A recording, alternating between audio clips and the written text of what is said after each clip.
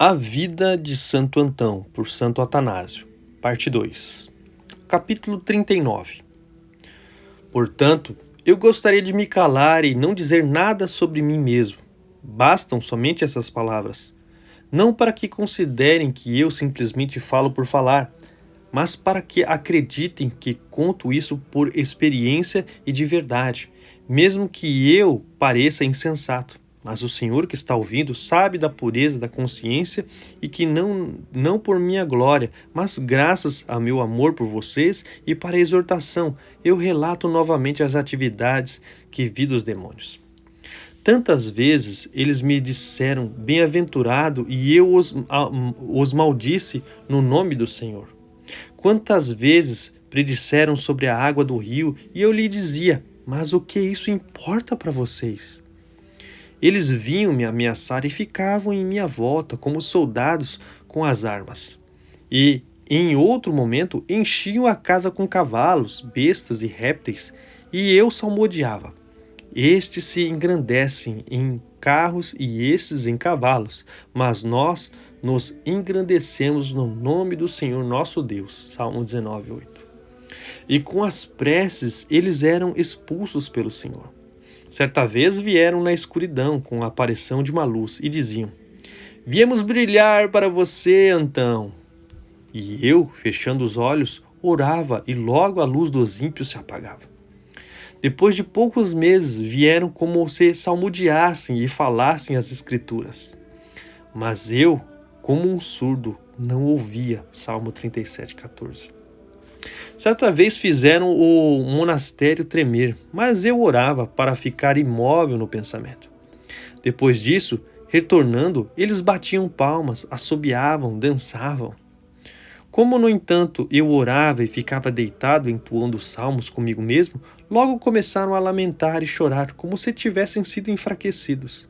E eu glorificava o Senhor, que derrotou exemplarmente sua ousadia e loucura. Capítulo 40. Certa vez apareceu um demônio excessivamente alto e ousou dizer: Eu sou a força de Deus, e eu sou a providência, darei a você o que quiser. Eu, nessa hora, assoprei contra ele, invocando a Cristo, e tentei bater nele. Acho que bati, pois imediatamente esse monstro, com todos os seus demônios, desapareceu com o nome de Cristo. Certa vez, enquanto eu jejuava, veio o perverso como um monge. Trazia aparências de pães e aconselhava dizendo: Come, é para com esses grandes esforços. Você também é homem e vai enfraquecer. Eu, no entanto, depois de perceber sua estratégia, levantei-me para orar. Ele não suportou, dissipou-se e pareceu sair pelas portas como fumaça. Quantas vezes no deserto mostrou uma aparência de ouro somente para que eu o tocasse e visse? Eu cantava salmos contra eles, e ele se esvaía. Tantas vezes batiam-me com golpes, e eu dizia: Nada vai me afastar do amor de Cristo. Romanos 8:35. Depois disso, se batiam uns contra os outros. Não era eu quem parava e me livrava deles, mas o Senhor que diz: Via Satanás caindo como um relâmpago. Lucas 10:18. Já eu, filhos, lembrando-me do dito apostólico, tornei-me como exemplo para que aprendais. 1 Coríntios 4:6. A não esmorecer na sese e a não temer as aparições do diabo e de seus demônios. Capítulo 41. Uma vez que fui visto como insensato, recebam também isso para não ter medo. Acreditem, pois não minto. Certa vez alguém bateu à minha porta no monastério. Ao sair, vi uma aparição grande e elevada. Em seguida perguntei: Quem é você? E ela disse: Sou Satanás. Retorqui: Por que você está aqui? E ele respondeu: Porque me censuram em vão os monges e todos os outros cristãos? Porque me maldizem o tempo todo? Eu falei: Porque você se enfastia deles. Ele ia dizendo: Não sou eu, mas eles perturbam a si mesmos, pois eu fiquei fraco. Não reconheceram que a espada abandonou o inimigo até o fim e destruísse as cidades? Salmo 9:7. Não mais tenho lugar, nem armas, nem cidade. Os cristãos estão por todo lado. Por fim, agora, até o deserto está cheio de monges. Que eles cuidem de si e não me maldigam em vão. Então, admirando-me com a graça do Senhor, disse-lhe: Você sempre é mentiroso e nunca fala a verdade. Contudo, agora, ainda que não queira, disse algo verdadeiro. Pois Cristo o fez fraco com sua vinda, derrubou e desnudou você. Ele, depois de ouvir o nome do Salvador, não suportando o fogo que vem dele, ficou invisível. Capítulo 42. Então, se o próprio diabo confessa não ser mais capaz de coisa alguma, devemos desprezá-lo completamente e também seus demônios. Portanto, o inimigo com seus cães vem com essas maldades. Já nós, conhecendo a sua fraqueza, podemos desprezá-los. Deste modo, não desanimemos no pensamento, nem tenhamos temores na alma, nem tampouco inventemos medo deles se dissermos: que um demônio não venha me arruinar, que ele fustigando não me jogue ao chão ou aparecendo subitamente me perturbe. De modo algum tenhamos tais pensamentos, nem soframos como se estivéssemos perdidos. Antes, sejamos corajosos e alegremo-nos, sempre porque estamos salvos. Raciocinemos em nossa alma que está conosco o Senhor, que os afugentou e aboliu. Consideremos e tenhamos no coração sempre que, quando o Senhor está conosco, os inimigos nada farão contra nós. Pois, quando vêm, transformam-se para nós segundo a maneira em que eles nos encontram e também acomodam as fantasias de acordo com os pensamentos que descobrem em nós. Então, se nos encontram com medo e perturbação, eles, imediatamente, como bandidos que descobrem um lugar não vigiado, atacam e fazem ainda com excesso aquilo que pensamos deles. Pois, se nos veem com temor e pavor, aumentam mais o pânico nas aparições e nas ameaças e, em consequência disso, a alma desgraçada é castigada. Se, no entanto, nos descobrem alegres no Senhor e pensando nos bens futuros, com o coração naquilo que está ligado a Ele e tendo em mente que tudo está na mão do Senhor, um demônio nada pode contra um cristão, nem tem, de modo algum, autoridade sobre ninguém. Se vem a alma segura nesses pensamentos, retornam envergonhados. Assim, quando encontrou Jó fortificado, o inimigo afastou-se dele, mas ao encontrar Judas despido desses pensamentos, o escravizou. Desse modo, se queremos desprezar o inimigo, pensemos sempre nos assuntos do Senhor e que a alma sempre se alegre com a esperança. Assim veremos os jogos dos demônios como fumaça, e eles mais fugindo do que perseguindo. Como eu já disse, eles são excessivamente covardes, sempre esperando o fogo preparado para eles. Capítulo 43. Tenham, portanto, também este indício para não os temer. Quando alguma aparição ocorrer, não se caia no temor, mas qualquer que seja, com coragem, pergunte-se primeiro: quem você é e de onde vem? Se for uma visão de Espíritos Santos, irão informar e transformar o medo em alegria. Se for uma aparição diabólica, vai enfraquecer algo que vira a mente fortalecida. De fato, é um indício de calma perguntar quem você é e de onde vem. Assim, Josué aprendeu ao perguntar, e o inimigo não escapou à pergunta de Daniel. Capítulo 44. Todos se alegraram com esse discurso de Antão. Em uns, o amor, a virtude aumentavam. Em outros, a negligência era curada. Em outros ainda, a vaidade cessava. Todos se convenciam a desprezar os planos diabólicos, assombrando-se com a graça do discernimento de espírito que o Senhor concedeu a Antão. Assim, Os monastérios nos montes eram como tendas repletas de coros divinos, que salmodiavam, liam as escrituras, jejuavam, oravam, alegravam-se na esperança do futuro, trabalhavam para a esmola, tinham caridade e concórdia uns com os outros. E verdadeiramente era possível vê-los como um país particular de piedade e justiça. Ali não existia o injustiçado, nem a censura do cobrador de impostos, mas sim uma multidão de ascetas. Era um só o pensamento de todos para a virtude. O ponto de alguém que visse os monastérios esta organização dos monges gritar e dizer: quão belas são tuas moradas, Jacó, as tuas tendas, Israel! Como vales sombreados e como um jardim à margem de um rio, e como tendas que o Senhor estabeleceu, como cedros às margens das águas. Números 24, 5 a 6. Capítulo 45. Costumeiramente, ele ficava isolado em seu monastério e intensificava a ascese, e a cada dia lamentava, lembrando-se das moradas do céu, desejando-as e observando a brevidade da vida humana. De fato, tinha vergonha quando ia comer, deitar-se ou cumprir outras necessidades do corpo, pensando na parte intelectiva da alma.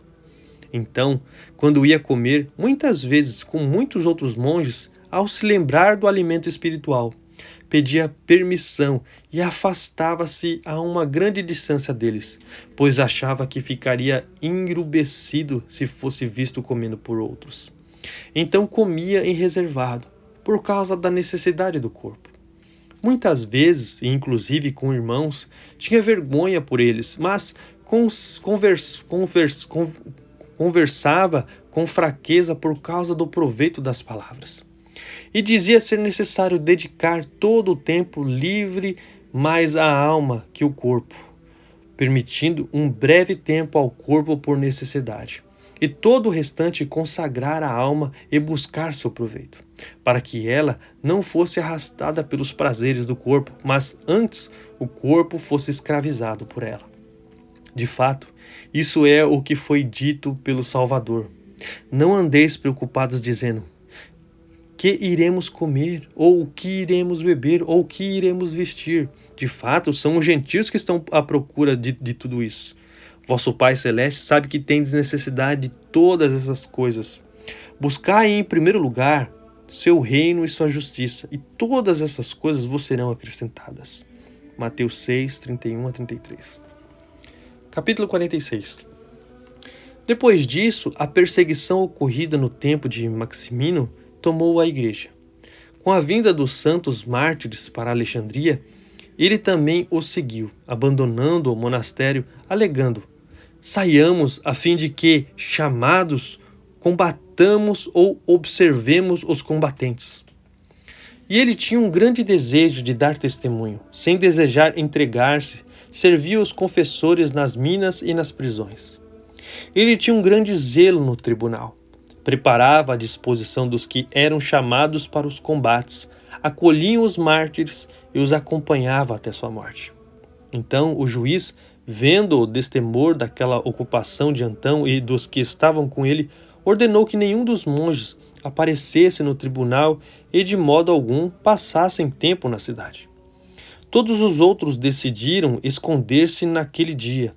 Antão, por sua vez, preocupou-se tanto com isso a ponto de lavar seu manto e no dia seguinte ficar à frente, em um ponto elevado, e mostrar-se visivelmente ao chefe. Como todos se admiravam com ele, e o chefe via, e depois do julgamento ele ia saindo do tribunal, então se colocou sem temor, mostrando a disposição de nós, cristãos. De fato, ele orava para que também ele desse testemunho, como já falei. Ele parecia sofrer porque não tinha dado testemunho, mas o Senhor o guardava para proveito nosso e de outros, para que ele se tornasse um mestre para muitos na ascese, que ele aprendeu das Escrituras. De fato, só de olhar a sua conduta, muitos se esforçavam para ser imitadores de seu modo de vida. Portanto, costumeiramente servia os confessores e, como se estivesse preso com eles, trabalhava pesado no serviço. Capítulo 47. Quando a perseguição parou mais tarde, e o bem-aventurado bispo Pedro deu testemunho, Antão partiu e voltou novamente para os monastérios, e lá, a cada dia, testemunhava na consciência e combatia as lutas da fé.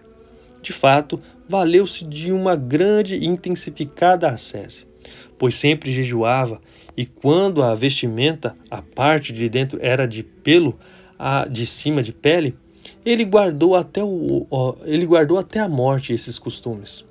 Não lavava o corpo com água por causa da sujeira, e nem sequer jogava os pés na água sem necessidade. E ninguém viu o corpo nu de Antão, senão quando, depois de morrer, ele foi sepultado. Capítulo 48. Quando ele partia e separava um tempo para não sair nem receber ninguém, um certo martiniano, chefe de soldados, chegou para perturbar Antão, porque sua filha era transtornada por um demônio.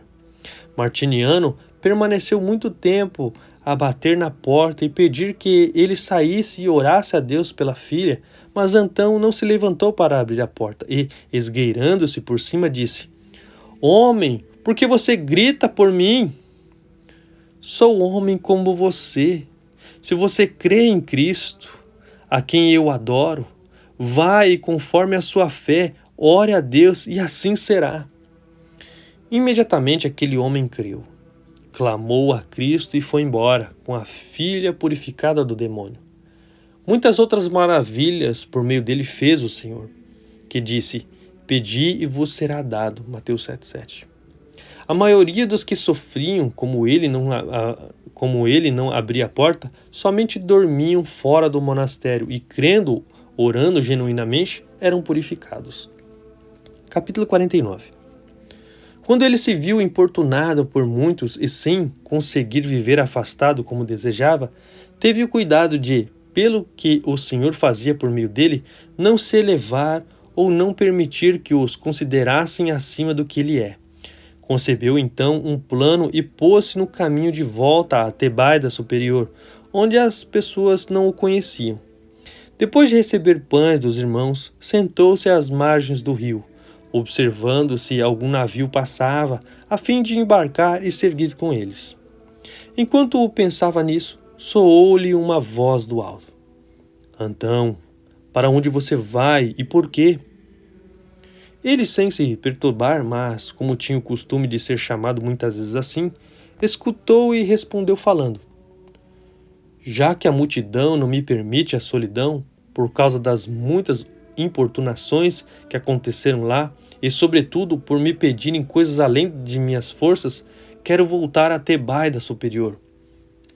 A voz disse-lhes: "Mesmo se você for a Tebaida, mesmo se, como deseja, descer as bucólias, você terá de suportar um trabalho maior e duplo.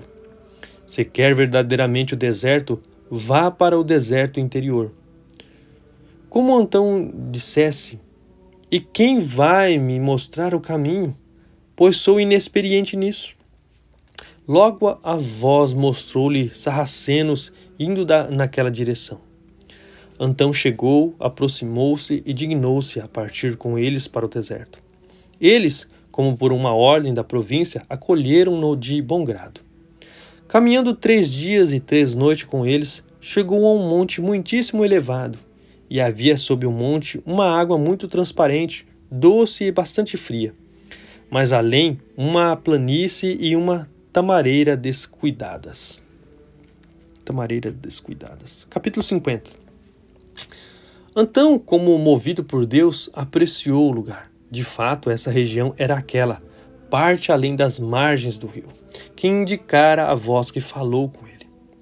No princípio, recebia pães dos companheiros de viagem, mas agora ficava sozinho no monte, sem a presença de nenhuma outra pessoa.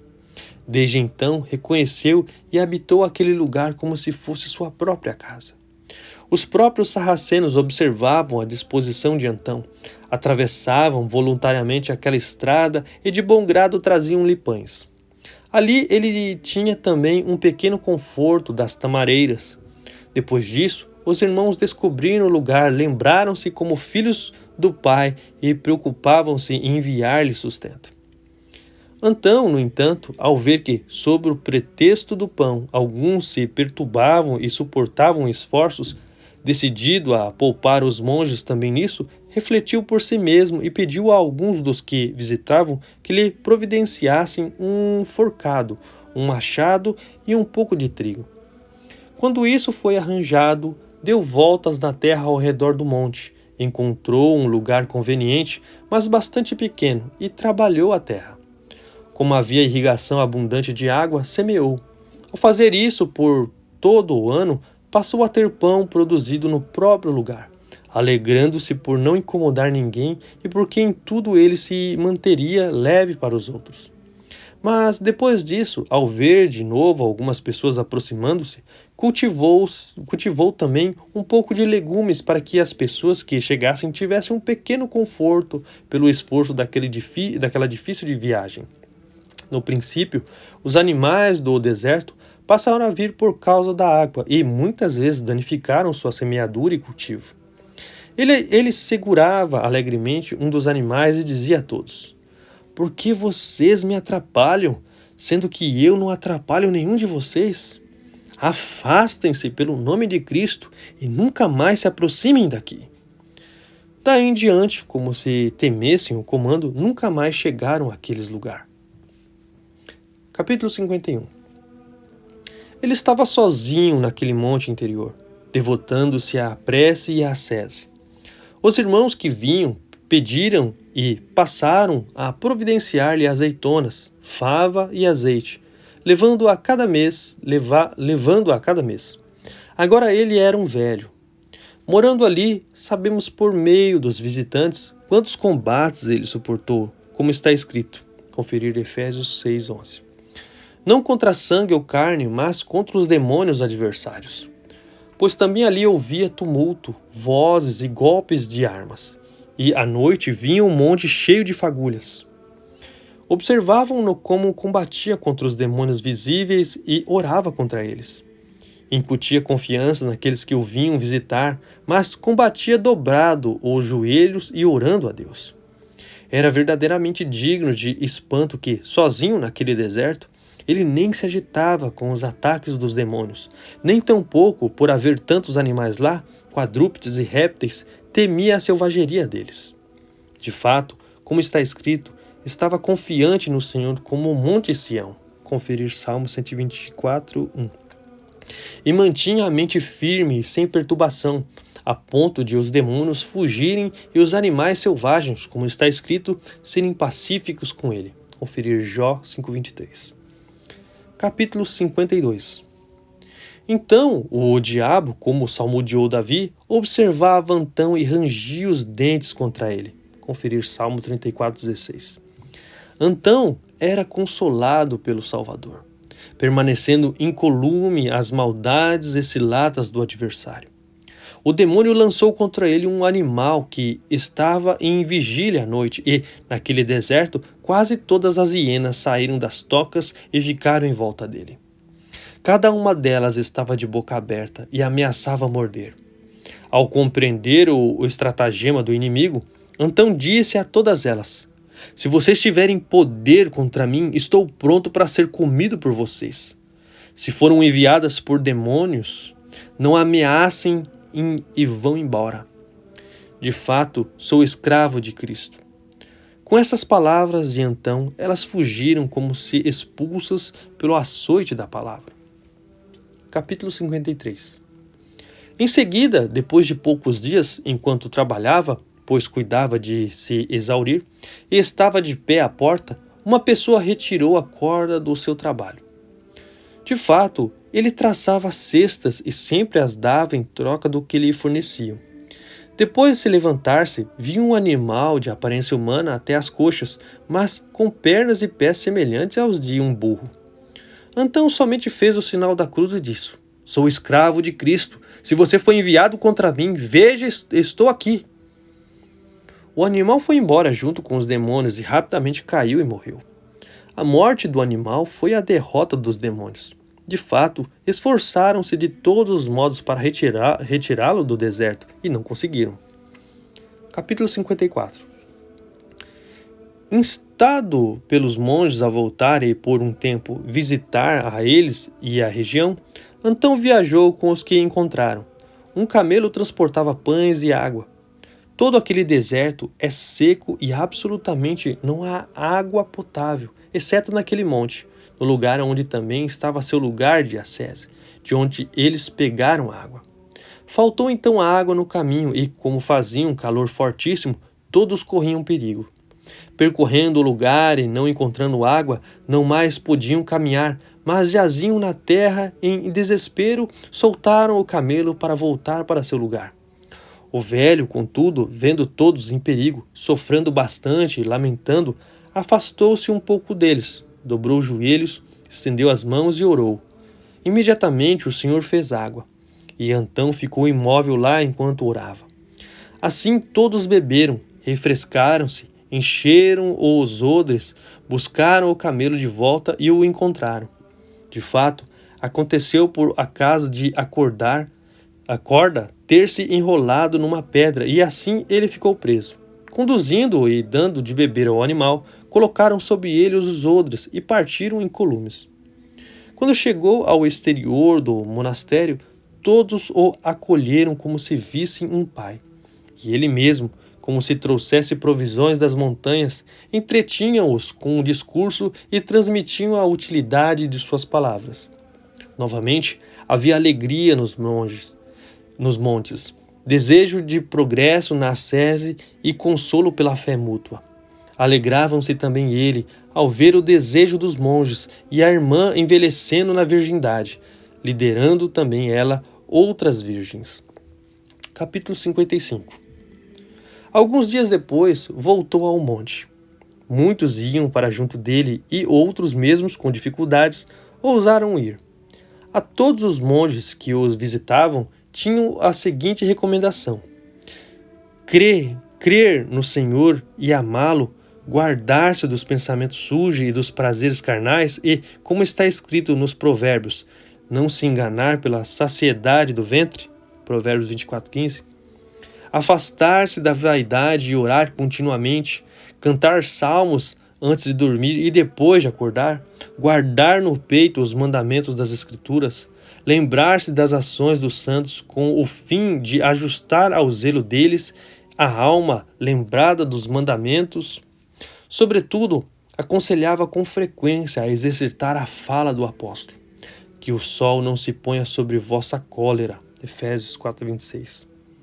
E julgava dizer isso com frequência a respeito de todo o mandamento, para que não apenas sobre a cólera, mas nem sobre outro pecado nosso o sol se ponha. De fato, é belo e necessário que nem o sol acuse-nos dos pecados diurnos, nem a noite do vício ou dos desejos noturnos. Então, para que isso seja guardado por nós, é bom ouvir o apóstolo e estar de guarda. Ele diz: examinai-vos e julgai-vos, 2 Coríntios 13:5. De dia, então, cada um por si tome conta das ações diurnas e noturnas. Se pecou, pare. Se não pecou, não se orgulhe, mas permaneça no bem e não se descuide. Não julgue o próximo, nem se considere justo, como disse Paulo, o apóstolo bem-aventurado, até que venha o Senhor, que descobre o que está escondido. Conferir 1 Coríntios 4:5. De fato, muitas vezes também nós não percebemos o que fazemos. E, se não sabemos, o Senhor tudo vê. Portanto, deixemos o julgamento para Ele, mas soframos mutuamente e suportemos mutuamente nossos fardos. Conferir Gálatas 6:2. Julguemos a nós mesmos e, naquilo que estivermos em falta, esforcemo-nos para emendar-nos. Que haja também esse cuidado para a segurança de não pecar. Que cada um de nós marque e escreva as ações e os movimentos da alma, como se fôssemos relatar aos outros.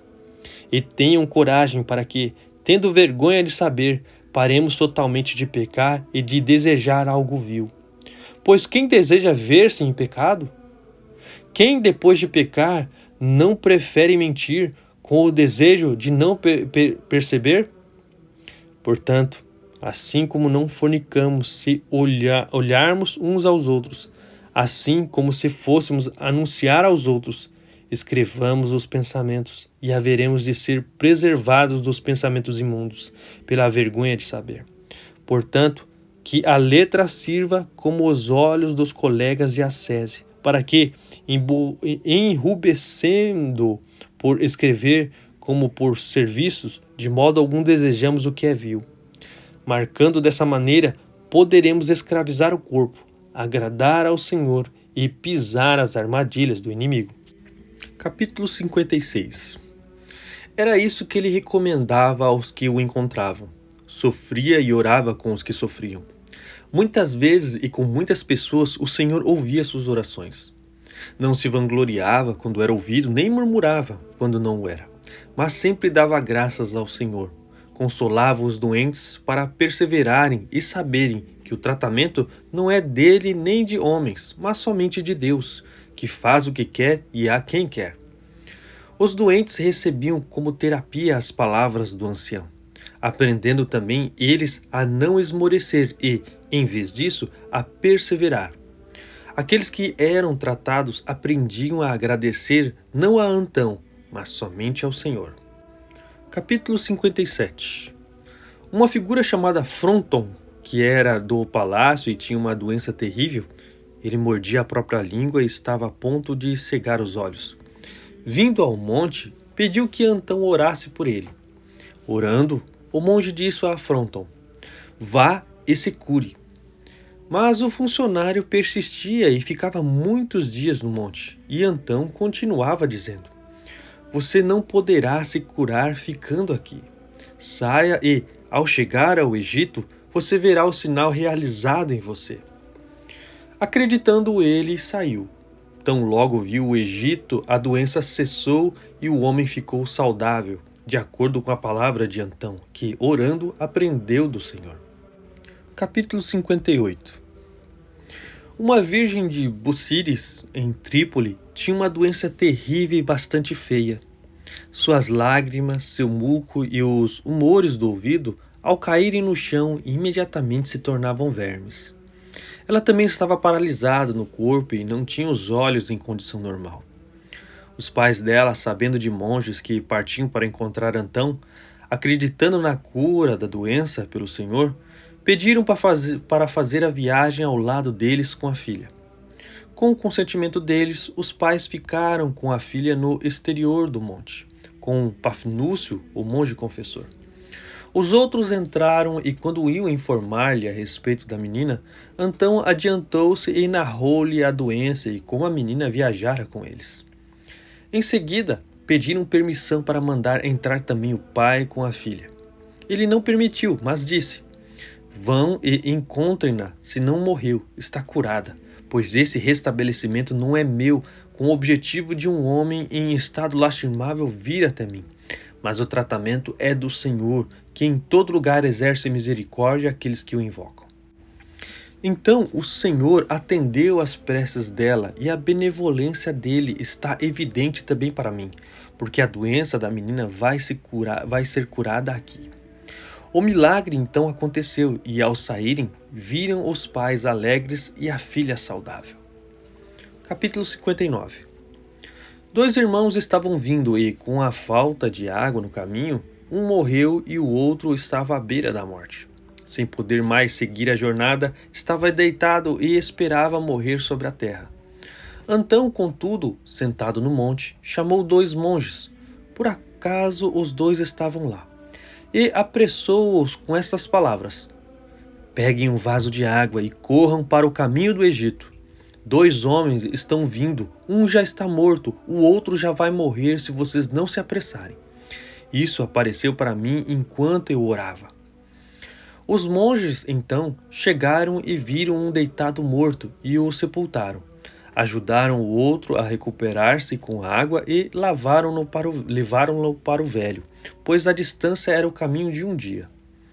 Se alguém perguntar por que não falou antes da morte do primeiro, não vai fazer a pergunta certa, pois o julgamento da morte não cabia a Antão, mas a Deus, que decide sobre um e outro, mostrando e ocultando. Próprio de Antão era este assombro. sentado no monte, tinha por um lado o coração sóbrio, por outro o Senhor mostrava-lhe eventos à distância. Capítulo 60. Então, novamente sentado no monte e olhando para cima, viu alguém sendo levado no ar e a grande alegria daqueles que o encontravam. Em seguida, admirando-se e proclamando a bem-aventurança daquele coro, orou para saber o que seria aquilo. Logo lhe veio uma voz: Esta é a alma de Amon, monge em Nítria, que perseverou como asceta até a velhice. De Nítria até o monte onde estava Antão, a distância era de 13 dias de viagem. As pessoas que estavam com Antão, ao ver o velho admirado, pediram para saber e ouviram que acabara de morrer Amon. De fato, era conhecido por estar frequentemente ali e por muitos milagres terem sido realizados através dele. Dentre eles está este. Certa vez, houve necessidade de atravessar o rio chamado Lico. Era o período de cheia. Pediu a Teodoro, que estava com ele, que se afastasse de lá, a fim de que um não visse ao outro nu na travessia da água. Depois Teodoro afastou-se e ele teve vergonha até de ver-se nu. Como tinha vergonha e se preocupava, imediatamente foi levado para a outra margem. Então Teodoro, também ele, um homem piedoso, depois de se aproximar e vê-lo na frente, sem estar molhado de água, quis saber o modo da travessia. Quando percebeu que o outro preferia não dizer, parou, retendo os pés, sem avançar antes de saber dele. Então Amon, vendo o questionamento de Teodoro, sobretudo pelo que falou, contou-lhe e pediu que ele não o dissesse a ninguém até sua morte. Assim, contou que foi carregado e colocado na outra margem, sem pisar na água, e que isso não é absolutamente possível aos homens, senão somente com o Senhor aquele a quem ele concede, como fizera o grande apóstolo Pedro. Conferir Mateus 14, verso 28 a 29. Nesse momento, Teodoro contou isso depois da morte de Amon. Já os monges, aos quais Antão narrou sobre a morte de Amon, marcaram o dia. E saindo homens de Nítria depois de 30 dias, informaram e reconheceram que naquele dia e naquela hora em que Antão viu a alma levada, Amon deitara-se. Tanto os monges que estavam com Antão quanto os que vieram de Nítria admiraram-se da pureza da alma de Antão, como de uma distância de 13 dias descobriu o que tinha acontecido e viu a alma carregada ao alto. Capítulo 61. Certa vez também o conde Arquelau, encontrando-se na montanha exterior, somente pediu-lhe que orasse por Policartia, virgem, admirável, e Cristófora em Laodiceia. Aquela mulher sofria terrivelmente do estômago e do flanco por conta da excessiva ascese e estava fraca de todo o corpo. Antão orou nesse momento. O conde marcou o dia em que aconteceu a prece. Depois de voltar a Laodiceia, encontrou a virgem saudável. Informado de quando e em que dia cessara a doença, mencionou o papel no qual gravou a data da prece. Soube e mostrou também ele imediatamente a escrita na carta. Todos conferiram e ficaram assombrados, porque o Senhor tinha parado com as dores no momento em que Antão orou e pedia a bondade do Salvador em favor dela. Capítulo 62. Muitas vezes ele predisse a vinda de visitantes com dias de antecedência. Houve uma vez em que isso ocorreu com um mês de antecedência, e também predizia a causa por que vinham.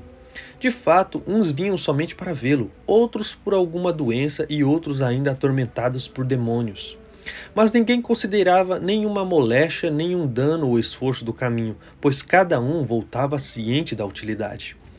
Ao ver e dizer tais coisas, pedia que ninguém se admirasse dele por esses feitos, mas que admirasse o Senhor, porque concedeu a nós, que somos homens, a graça de conhecê-lo na medida de nossas forças. Capítulo 63.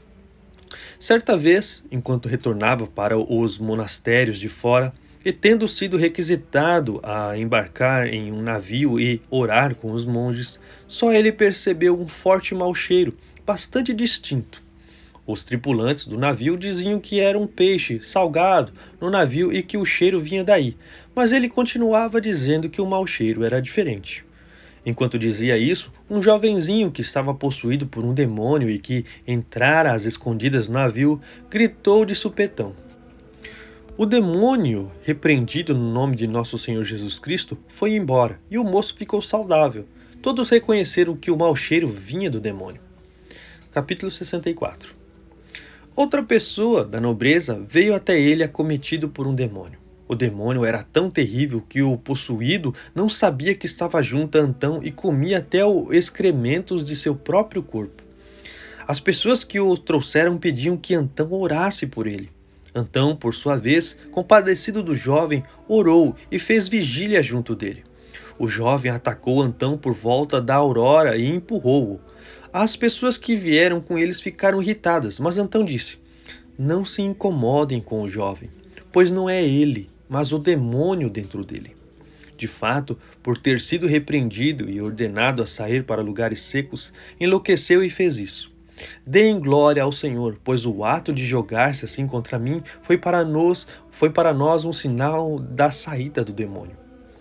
Enquanto Antão falava isso, o jovem ficou saudável, imediatamente e novamente sensato, reconheceu onde estava e abraçou o velho dando graças a Deus.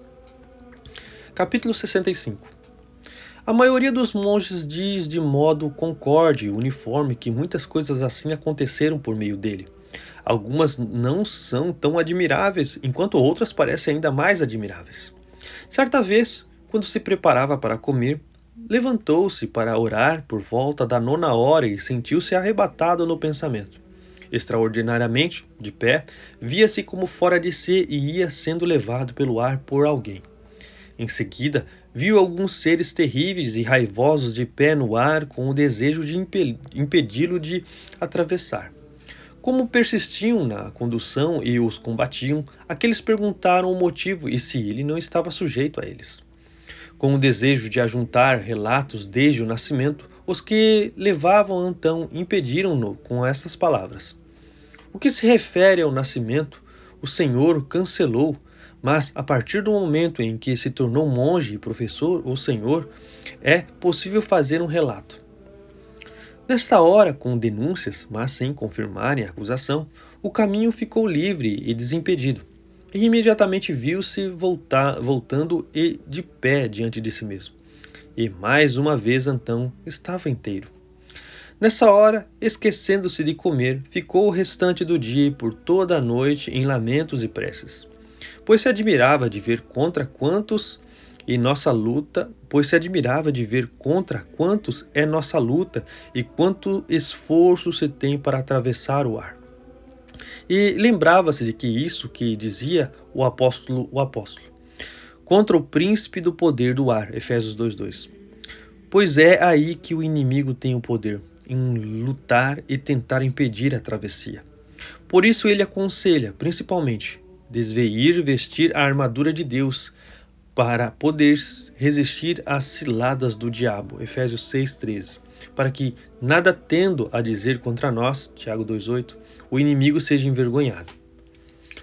Quanto a nós, depois de aprender isso, lembrávamos do dito do apóstolo: "Se em corpo não sei, se fora do corpo não sei, Deus o sabe", 2 Coríntios 12:2.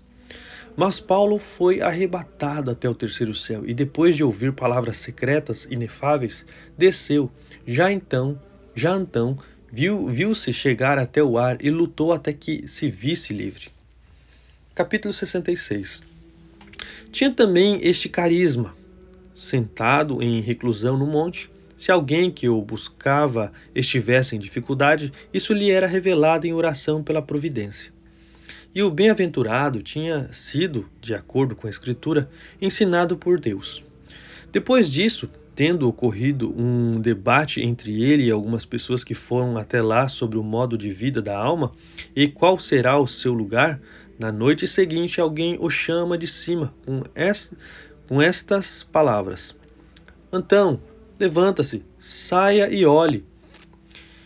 Ele então saiu, pois sabia a quem devia obedecer. Olhou para o alto e viu um ser grande, disforme e terrível, de pé e chegando até as nuvens. Alguns outros seres subiam como se fossem alados. O monstro estendia as mãos e uns eram impedidos por ele, Outros eram jogados para baixo e outros atravessavam e continuavam a subir despreocupadamente. Contra esses, aquele grandalhão rangia os dentes e alegrava-se com o que caíam.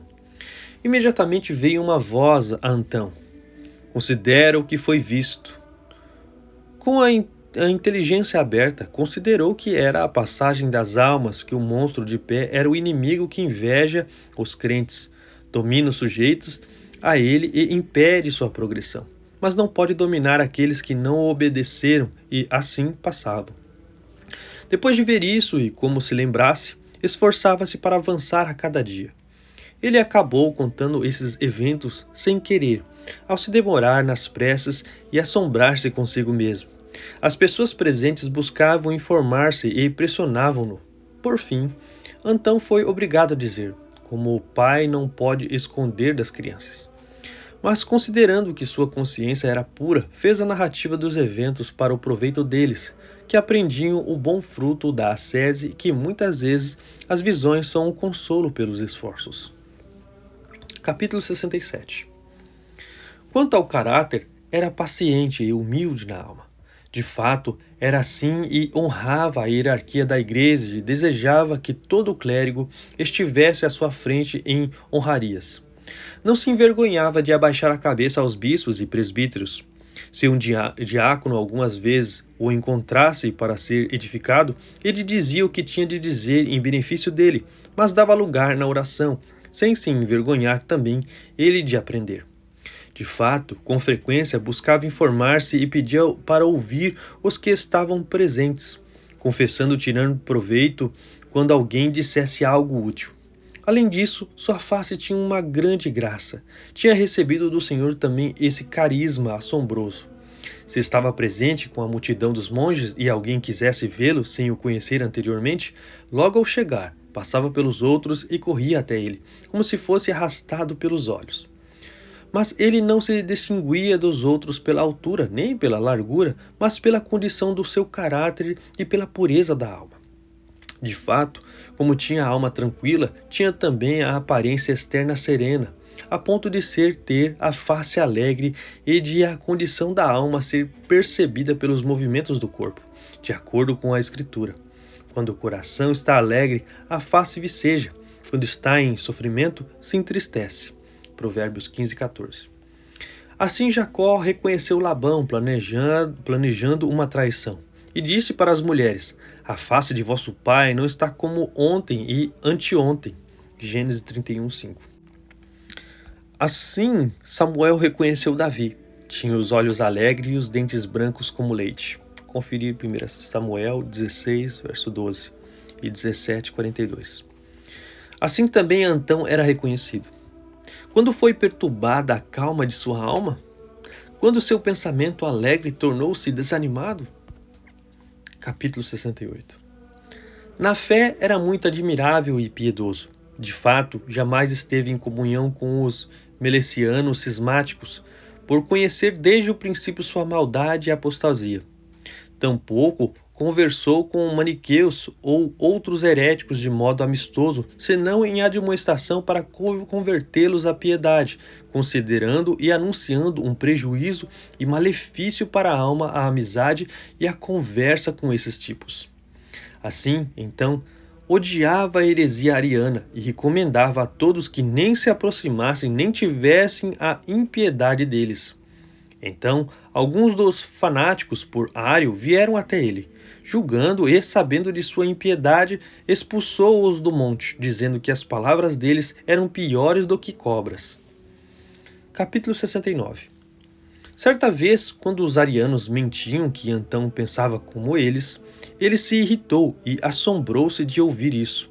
Em seguida, chamado pelos bispos e todos os irmãos, desceu do monte, chegou a Alexandria e denunciou os arianos, dizendo ser a derradeira heresia, antecessora do anticristo. Ensinava o povo que o Filho de Deus não era uma criatura e que não nascera do nada, mas que era o próprio Verbo e sabedoria da natureza do Pai. Por isso era impiedoso dizer: houve um momento em que ele não existia. De fato, o Verbo sempre coexistiu com o Pai.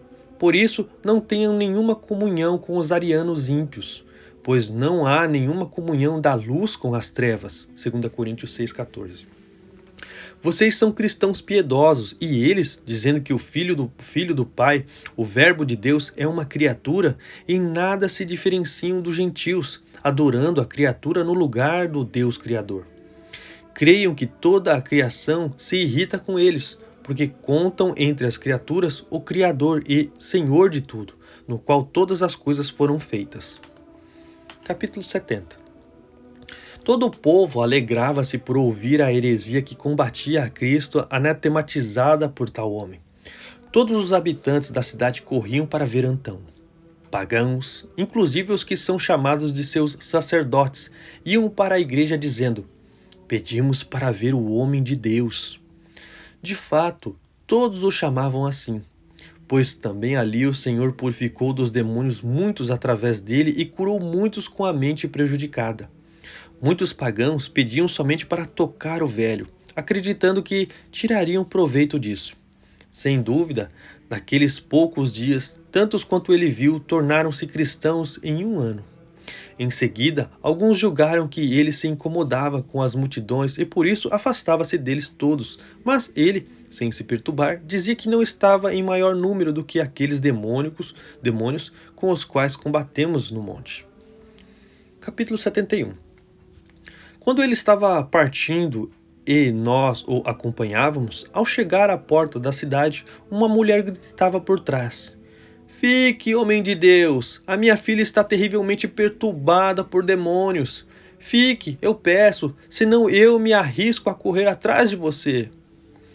O velho, ao ouvir isso, e a pedido nosso, ficou voluntariamente. Quando a mulher se aproximou, a filha foi jogada ao chão. Com as preces de Antão e o nome de Cristo, a filha levantou-se saudável, pois o demônio impuro havia saído. A mãe bendisse a Deus e todos deram graças, e ele mesmo alegrava-se ao partir, porque ia para sua própria casa, o monte. Capítulo 72. Antão também era bastante sensato. O admirável era que, mesmo sem ter aprendido as letras, era um homem esperto e inteligente. Certa vez, 2 filósofos pagãos vieram até ele, pensando que eram capazes de tentar Antão, que estava na montanha exterior. Ele entendeu os homens pela face, saiu ao encontro deles e disse por meio de um intérprete: por que vocês se ocuparam de uma viagem tão longa, ó filósofos, para visitar um homem ignorante? Como eles dissessem que não era ignorante, mas muito sensato, disse-lhes: se vocês vieram a um homem ignorante, o seu cansaço é inútil, mas se vocês me consideram sensato, tornai-vos como eu. Gálatas 4:12. Afinal, é necessário imitar o que é bom. Se eu viajasse até vocês, eu os imitaria. Mas se vocês estão junto a mim, tornem-se como eu, e eu sou cristão. Eles foram embora assombrados, pois vinham os demônios temendo Antão. Capítulo 73. Com o encontro de outros tipos semelhantes no monte exterior, que queriam escarnecer dele por não ter aprendido as letras, Antão disse-lhes: o que vocês estão dizendo? O que vem primeiro, a mente ou as letras? E qual causa qual? A mente causa as letras ou as letras a mente? Como eles dissessem que, em primeiro lugar, vinha a mente e que ela era a descobridora das letras, disse Antão: a pessoa cuja mente é saudável, as letras não são necessárias. Isso chocou tanto eles quanto os presentes. Foram embora assombrados, porque viram tamanha compreensão em um homem tão simples. De fato, não tinha modos rústicos, como se tivesse sido criado no monte e lá se tornado velho, mas era gracioso e cortês. Tinha um discurso temperado com sal divino, de modo a não invejar ninguém, e alegra-se com eles todos os que vinham ao seu encontro. Capítulo 74.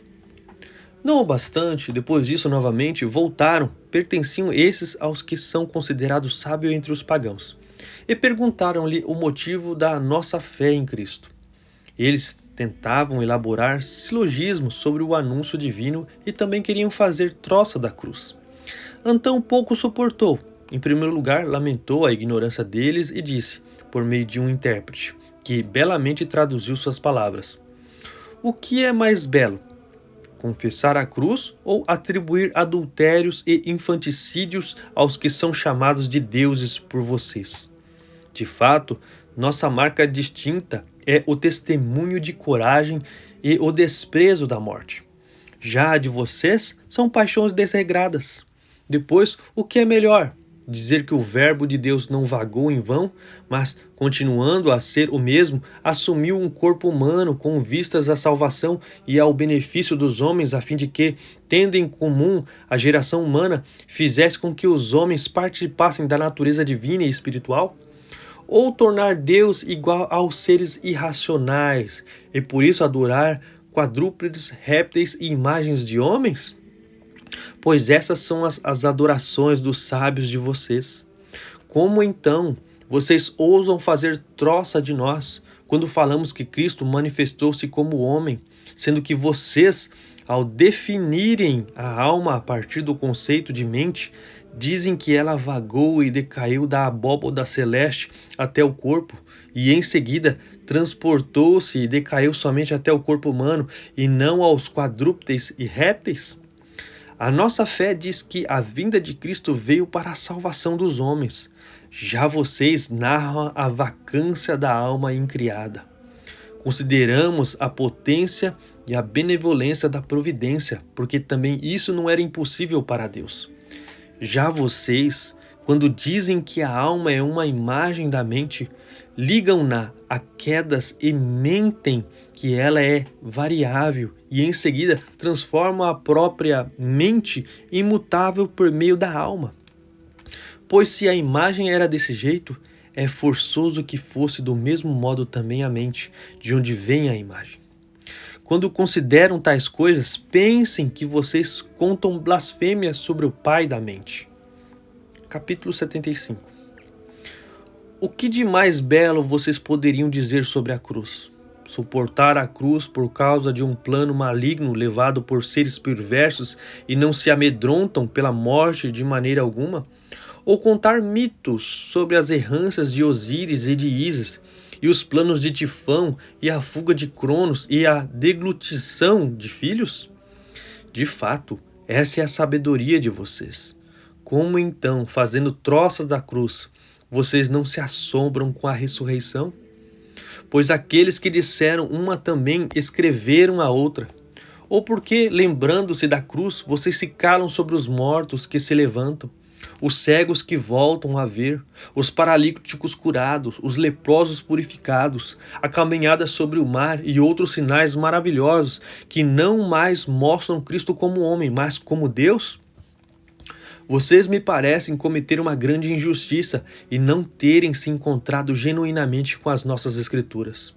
Mas encontrem-nas e vejam que aquilo que Cristo fez revela-o como Deus que veio para a salvação dos homens. Capítulo 76. Vocês relataram as suas histórias para nós. O que vocês diriam sobre os seres irracionais, que eles são sem razão e selvagens? Se, como ouço, vocês querem dizer que essas coisas são ditas de modo mitológico e fazem leituras alegóricas ao dizer que o rapto de Coré é a terra e o aleijamento de Hefesto é o fogo, e Hera é o ar, Apolo o sol, a Termis a lua, Poseidon o mar, vocês não menos adoram que não é Deus, mas veneram a criação do Deus que tudo criou. Pois, se vocês compuseram essas coisas porque a criação é bela, era necessário que vissem até o ponto do assombro de vocês, sem que chegassem a fazer das obras deuses, de modo a atribuir a honra do demiurgo aos seres criados. Então, é hora de vocês transferirem a honra do arquiteto para a casa que foi criada por ele, ou a honra do general para o soldado. O que vocês dizem a respeito dessas questões, para que saibamos se a cruz tem algo digno de troça? Capítulo 77. Eles ficaram em dificuldade e se voltavam de um lado para o outro. Mas Antão, rindo, disse novamente por meio de um intérprete: isso se refuta de cara, visto que vocês se apoiam em discursos de exibição e, possuindo esta arte, desejam que nós sejamos piedosos também com demonstrações de discurso. Digam primeiro vocês. De que maneira se reconhecem com precisão as coisas, sobretudo o conhecimento sobre Deus? Por meio de discursos de exibição ou por meio de uma fé ativa? O que é mais importante, a fé em ação ou a exibição em discursos? Com a resposta dos sábios de que a fé em ação era mais importante e ser este o conhecimento preciso, Antão disse: vocês falaram bem, pois a fé surge da disposição da alma, a dialética da arte dos que a compõem.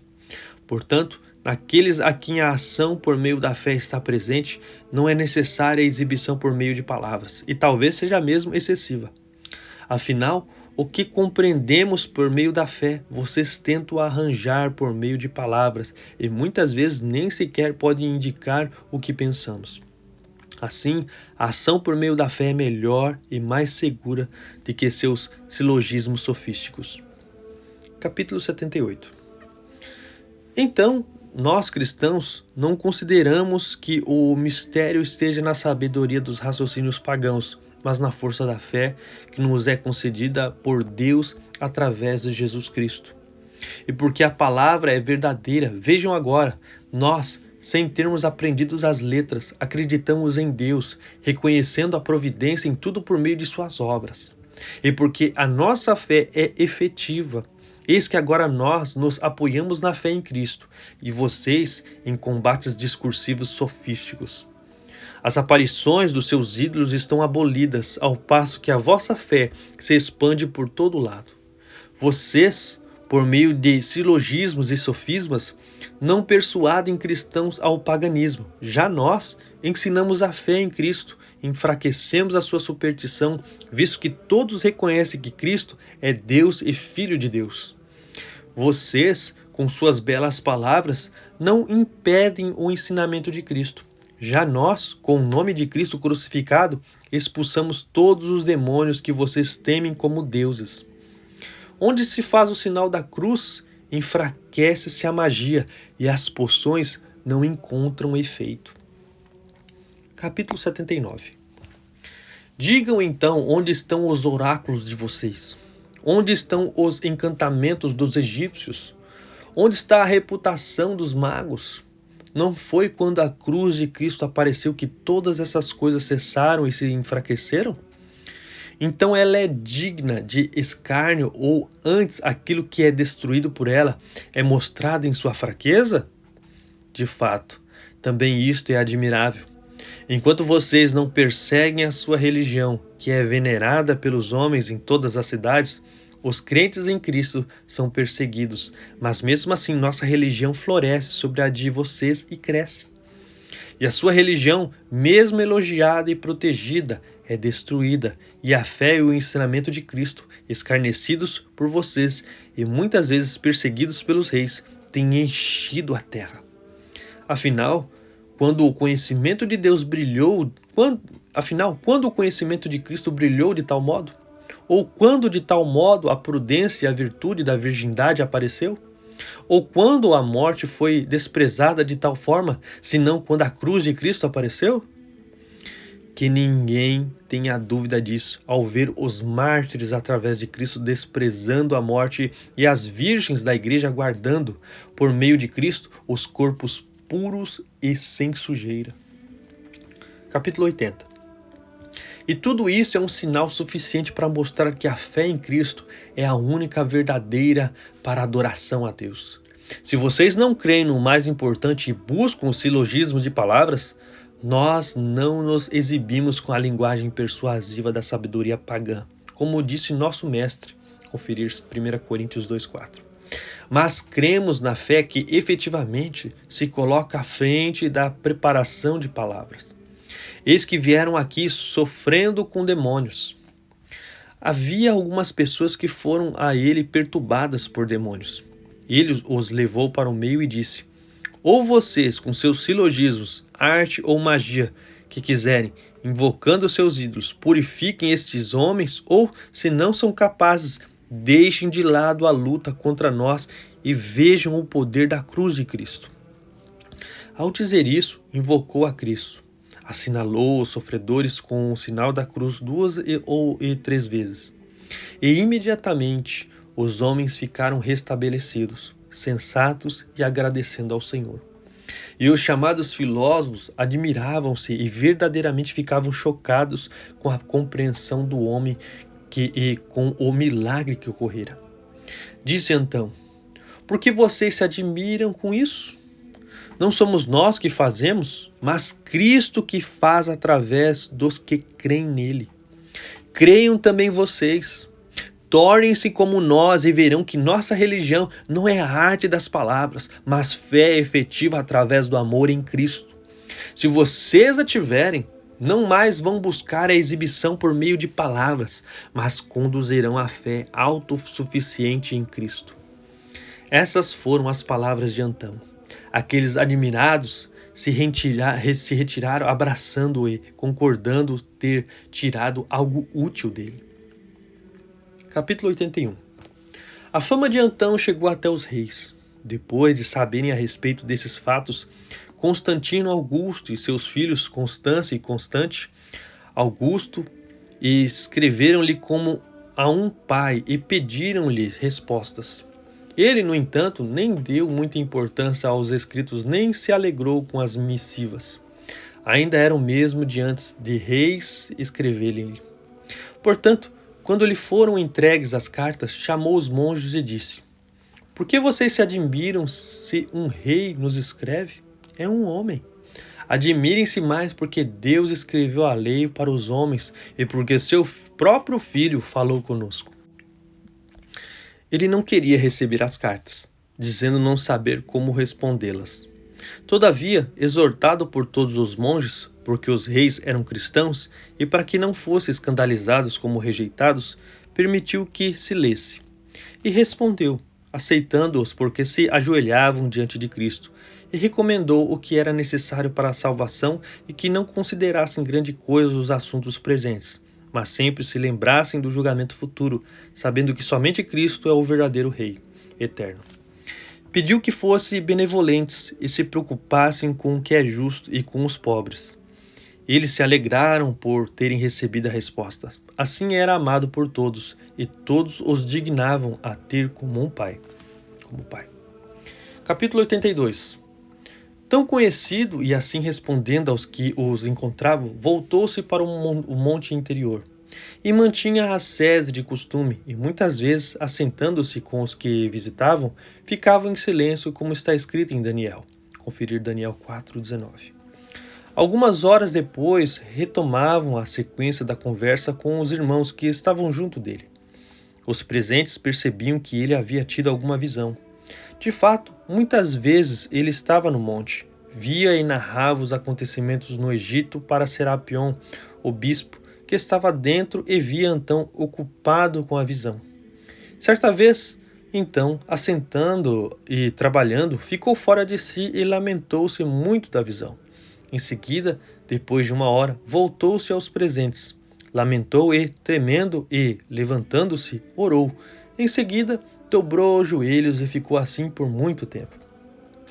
Depois de se levantar, o velho chorou.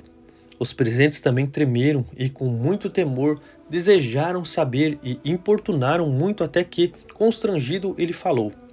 Disse com grandes lamentos: filhos, é melhor morrer antes que aconteça as visões. Como novamente pediam, ele disse em meio a lágrimas: a ira vai tomar a igreja de assalto e entregá-la a homens semelhantes a bestas irracionais. Pois eu vi a mesa da igreja e em volta dela mulas de pé, em círculo que davam coices nos que estavam dentro, assim como as bestas dão coice ao pular. Vocês todos sentiram como eu lamentava, pois ouvi uma voz que dizia: meu altar será odiado. O velho viu essas coisas. Depois de 2 anos ocorreu o ataque presente dos arianos e o sequestro das igrejas, quando até os vasos sagrados foram tomados com violência e fizeram-nos ser levados por pagãos, e obrigaram até os pagãos a saírem de suas oficinas, reunirem-se e, na presença deles, fazerem sobre a mesa o que queriam. Então todos reconhecemos que Antão anunciou previamente esses coices de mulas que os arianos agora dão de modo irracional como as bestas. Quando teve essa visão, consolou os presentes dizendo: não desanimem, filhos. Assim como o Senhor ficou irado, assim novamente haverá de curar. Jó 5,18. E novamente a igreja recobrará a beleza e brilhará como de costume. Vocês verão os perseguidores expulsos de seus tronos, e a impiedade voltar para suas cavernas, e a fé piedosa com fraqueza e toda a liberdade em todo lado. Somente não se sujem com os arianos, pois este ensinamento não é dos apóstolos, mas dos demônios, e do pai deles, o diabo. Conselho irracional e infértil, e não de um pensamento correto, como a irracionalidade das mulas. Capítulo 83. Essas são as palavras de Antão. Não se deve desacreditar delas se esses milagres aconteceram por meio de um homem, pois o ensinamento é do Senhor, que diz: se tiverdes fé, como um grão de mostarda, direis a esta montanha: transporta-te daqui para lá, e ela se transportará, e nada ser-vos-á impossível. Mateus 17:20. E também, em verdade vos digo, o que pedires ao Pai, em meu nome, Ele vos dará. Pedi e recebereis. João 16, versos 23 a 24. E é Ele mesmo que fala para todos os discípulos que creem nele: curai os doentes, ressuscitai os mortos, purificai os leprosos, expulsai os demônios. De graça recebestes, de graça dai. Mateus 10:8. Capítulo 84. Antão curava não por meio de ordens, mas orando e invocando a Cristo, para que ficasse evidente a todos que não era ele que fazia, mas o Senhor que praticava a benevolência através de Antão e tratava os sofredores. Era de Antão somente a prece e a ascese, por cuja razão ele se assentava no monte, se alegrava com a visão dos assuntos divinos e sofria quando era incomodado por muitos e arrastado para o monte de fora. Pois até os juízes pediam que descesse do monte, visto que não lhe era possível ir lá, por causa dos que seguiam os acusados. Pediam, contudo, que viesse apenas para que ouvissem. Ele recusava e negava os descolamentos, mas os juízes esperavam e enviavam os que eram responsáveis com soldados, para que ele descesse com o pretexto deles. Portanto, sofrendo pela contrição e vendo-os a se lamentar, ia até a montanha de fora, e o esforço não era inútil. De fato, a vinda dele veio como benefício a favor a muitos. Auxiliava os juízes, aconselhando-a, mais do que tudo, escolher o justo, temer a Deus e saber com que a medida com que julgam, eles serão julgados no futuro. Fora isso, amava a estadia no monte mais do que tudo. Capítulo 85. Certa vez sofria tanta pressão da parte dos que tinham necessidade que o general da região pediu-lhe por meio de muitos que descesse. Antão chegou e se apressou a falar um pouco sobre o que levava à salvação e sobre o que era necessário. Como o chamado duque pedia que ele fosse mais devagar, Antão dizia não poder perder tempo com ele e convenceu dizendo isso com um exemplo agradável. Assim como os peixes que ficam muito tempo em terra seca morrem, assim também os monges, ao perder tempo com vocês e delongarem-se nos assuntos de vocês, tornam-se inúteis. Portanto, é preciso, assim como o peixe volta para o mar, que também nós nos apressemos a voltar ao monte, sem jamais esquecer-nos dos assuntos interiores com a perda de tempo. O general, ao ouvir essas e muitas outras coisas dele, admirado, disse que era verdadeiramente um servo de Deus. De onde vinha em um simplório uma mente desse tamanho e dessa qualidade se não fosse amado por Deus? Capítulo 86. Um general de nome Balácio perseguia com dureza os cristãos por causa do zelo pela causa dos malfamados arianos. Ele era cruel a ponto de bater em virgens e despir os monges e castigá-los. Antão escreve-lhe uma carta com essa intenção: vejo a ira se aproximando de você. Pare de perseguir os cristãos, a fim de que a ira não o atinja. Logo ela há de vir. Balácio, com um riso, jogou a carta no chão, cuspiu nela e insultou os que haviam trazido, mandando anunciar a Antão o seguinte: visto que você se preocupa com os monges, logo irei atrás de você. Não se passara 5 dias e a ira o atingiu. O próprio Balácio e Nestório, prefeito do Egito, saíram para a primeira parada depois de Alexandria, a chamada Quereu, ambos montados em cavalos. Os animais eram próprios de Balácio e os mais mansos de todos que ele criava. Ainda não havia chegado ao lugar, os cavalos começaram a brincar uns com os outros, como de costume, e imediatamente o mais manso, que Nestório montava, com uma mordida jogou Balácio no chão. Em seguida, estraçalhou-lhe a coxa com os dentes. Imediatamente Nestório foi levado à cidade, mas em 3 dias morreu, e todos se admiraram porque se cumpriu aquilo que Antão predissera. Capítulo 87.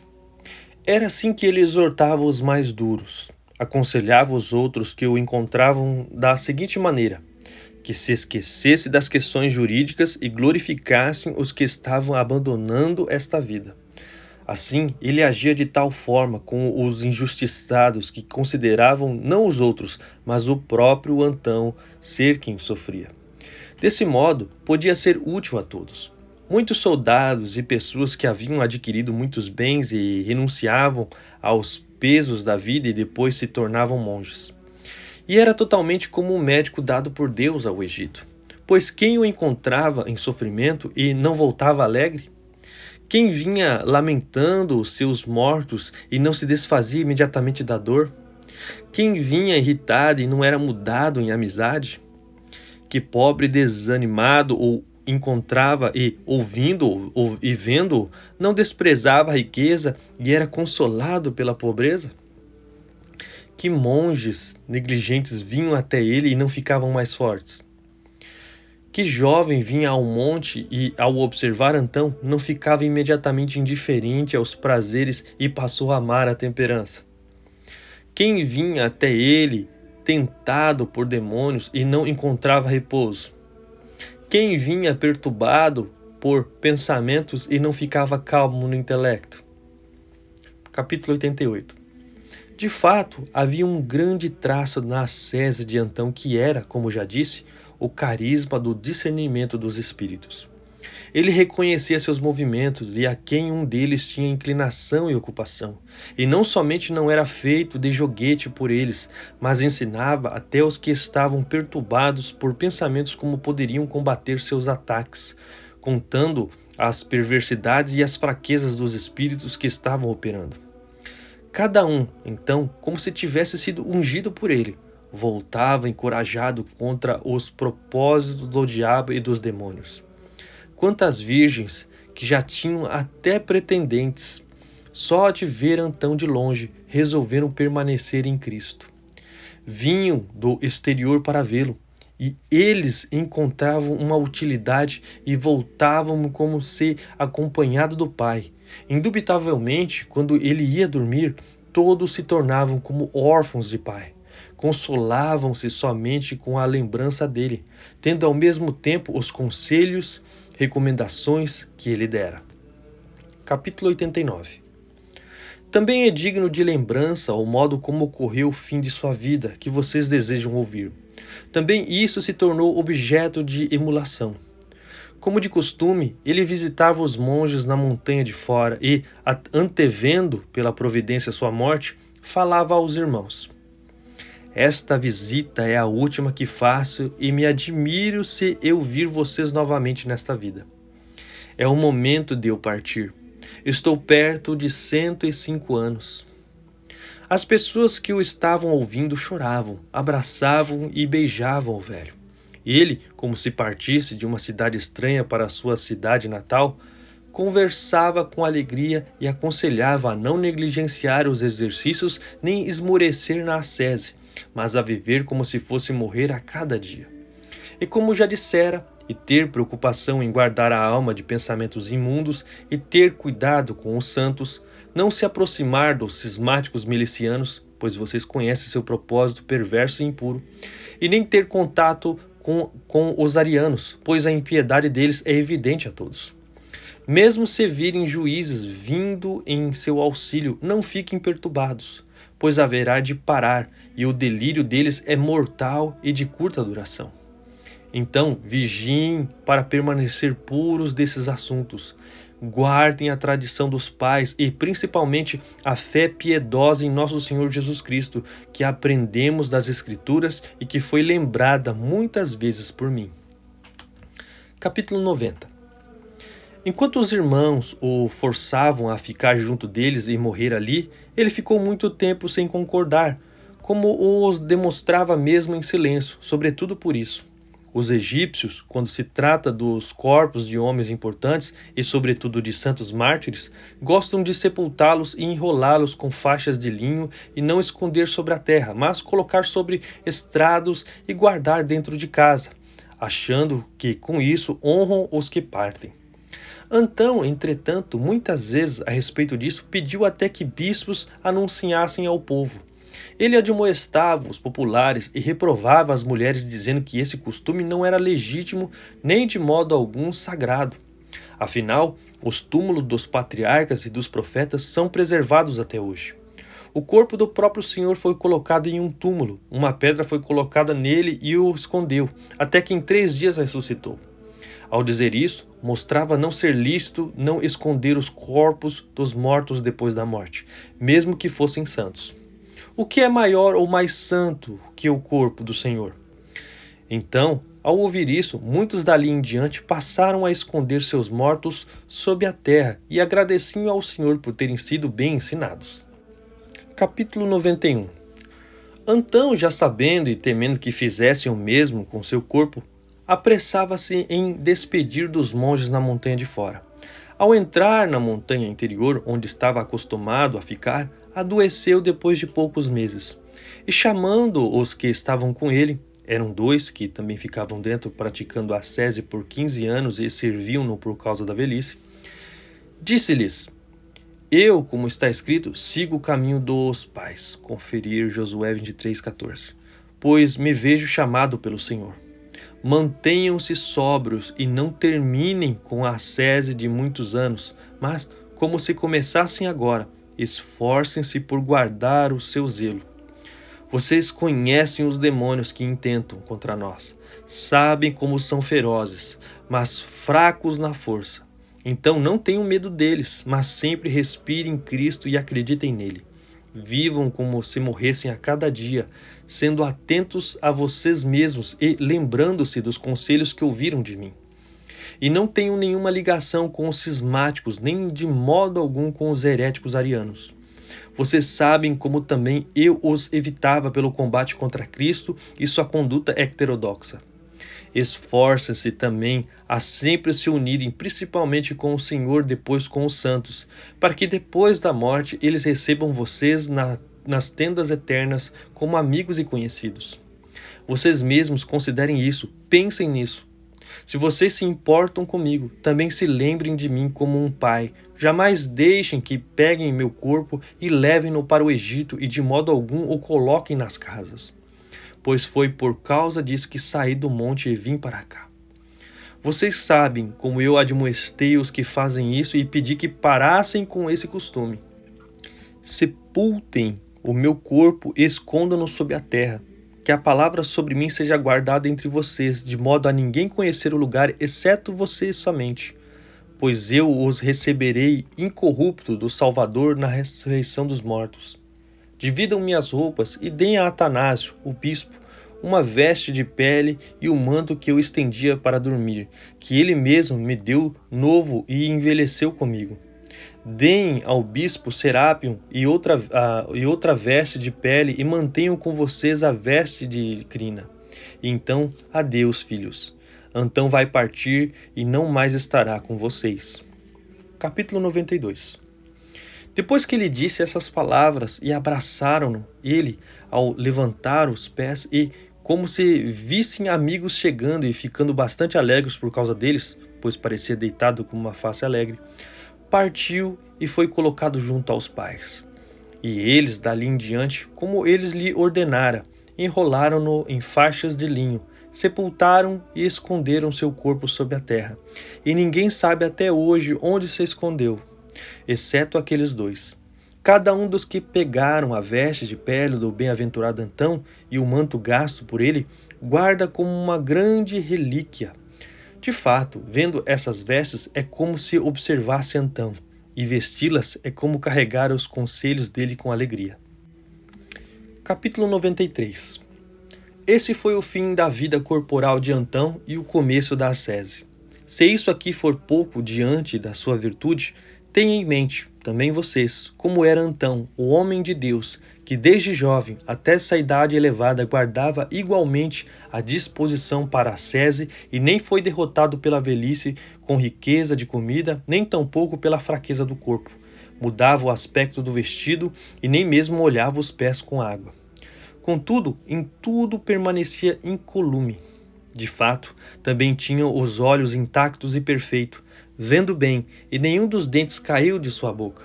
Somente ficaram gastos na gengiva por causa da avançada idade do velho. E continuava saudável nos pés e nas mãos, e parecia mais alegre e mais ativo na força do que todos os que valiam de alimento variado, banhos e vestes diversas. Sua fama por toda parte, o assombro da parte de todos e a consideração até mesmo daqueles que não o viram são um sinal de sua virtude e do amor de sua alma por Deus. Pois Antão não era conhecido por causa de escritos, nem por causa da sabedoria mundana, nem por alguma técnica, mas somente pela piedade. Quem negaria que isso é um dom de Deus? Como se poderia ouvir falar dele, escondido e assentando em uma montanha, até mesmo na Espanha, na Gália, em Roma e na África, se não fosse Deus que fizesse seus homens conhecidos e que anunciou isso desde o princípio para Antão? Pois mesmo se agissem em oculto, mesmo se quisessem não ser percebidos, o Senhor mostrava-os a todos como uma lâmpada para que dessa maneira os ouvintes reconhecessem ser possível cumprir os mandamentos e recebessem a vontade de seguir o caminho da virtude. Capítulo 94. Leiam tudo isso para os outros irmãos, para que aprendam como deve ser a vida dos monges e sejam convencidos de que o Senhor e nosso Salvador, Jesus Cristo, glorifica os que o glorificam e conduz os que o servem não somente ao fim para o reino dos céus, mas também o faz escondidos e esforçando-se para ficarem isolados, visíveis e famosos em toda parte por causa de sua virtude e utilidade para os outros. Se houver necessidade, leiam também para os pagãos, para que assim reconheçam que nosso Senhor Jesus Cristo não somente é Deus e Filho de Deus, mas também que os que o adoram genuinamente e creem piedosamente nele, os cristãos, confundem os demônios, que os próprios pagãos consideram ser deuses. Não somente por não serem deuses, mas também pisam neles e os expulsam, por serem enganadores e destruidores dos homens. Em Cristo Jesus, nosso Senhor, a quem seja dada a glória pelos séculos dos séculos. Amém.